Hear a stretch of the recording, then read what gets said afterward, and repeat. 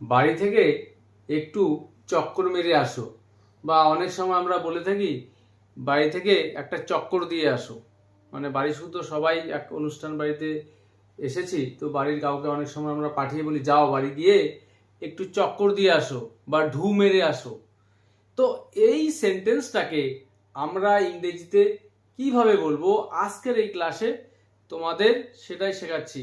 তো সেই সঙ্গে এই চক্কর মেরে আসা বা চক্কর দিয়ে আসা রিলেটেড আরও কিছু সেন্টেন্স রয়েছে, যেরকম বাড়ি ফেরার পথে আমি তোমার অফিসে একটু চক্কর মেরে আসবো বা চক্কর দিয়ে আসবো। তো এই জাতীয় সেন্টেন্সগুলো কিভাবে তোমরা ইংরেজিতে বলবে এক এক করে আমি তোমাদের দেখাচ্ছি। তো সর্বপ্রথম যে সেন্টেন্সটির কথা বললাম যে বাড়ি থেকে একটু চক্কর মেরে আসো, মানে গিয়ে জাস্ট একটু দেখে এক নজর দেখে চলে আসো বা ঢু মেরে আসো। তো এই সেন্টেন্সটাকে আমরা ইংরেজিতে কিভাবে বলবো?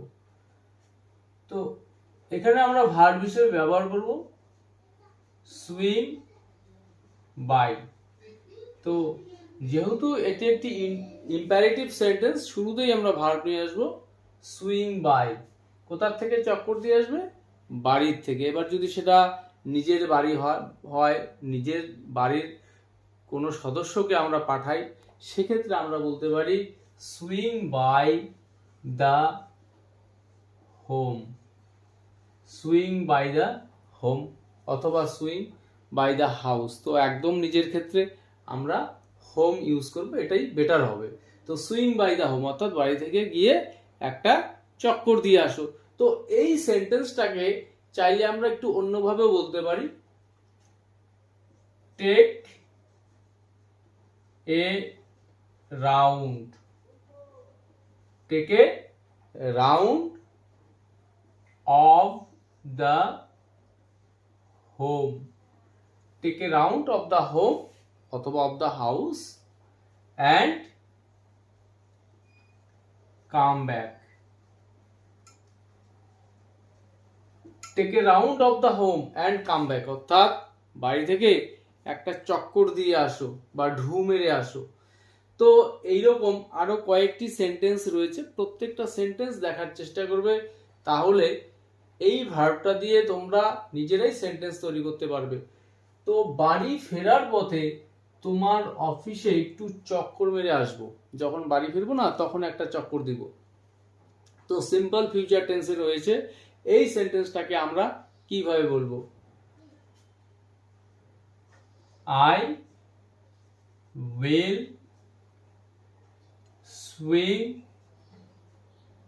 I will swing by your office,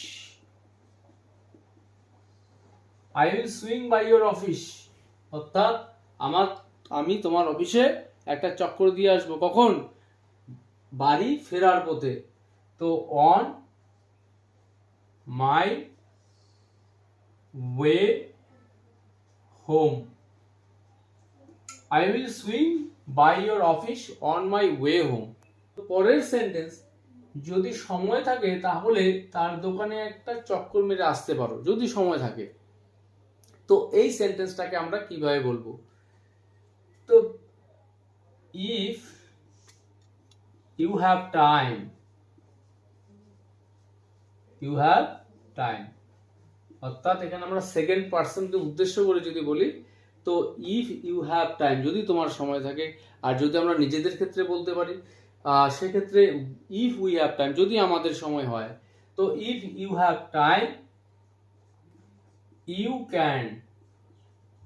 you can swing by, you can swing by অর্থাৎ তুমি একটা চক্কর মারতে পারো, কোথায়? তাহলে তার দোকানে।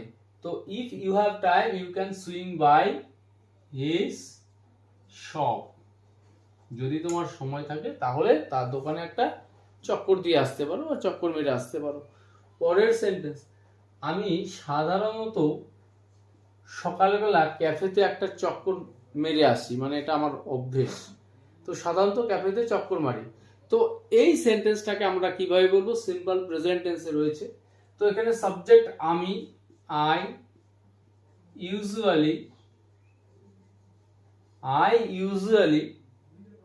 Swing by, I usually swing by the cafe. I usually swing by the cafe কখন? সকালবেলা। তো in the morning.